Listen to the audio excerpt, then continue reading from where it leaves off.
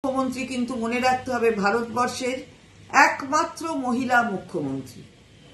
আর একই মনোভাব পোষণ যে এখনো করে চলেছেন সেটা ভারতীয় জনতা পার্টির রাজ্য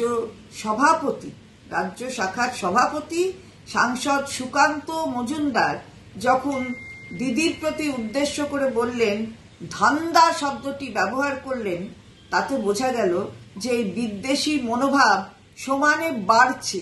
এই যে নানা রকম কারুকার্য করা, মেয়েদের 33% অমুক তমুক নানা রকম, ওসব বলে কোনো লাভ হবে না। মেয়েদের বোকা বোঝানো সম্ভব নয়, এটা কিন্তু মনে রাখতে হবে।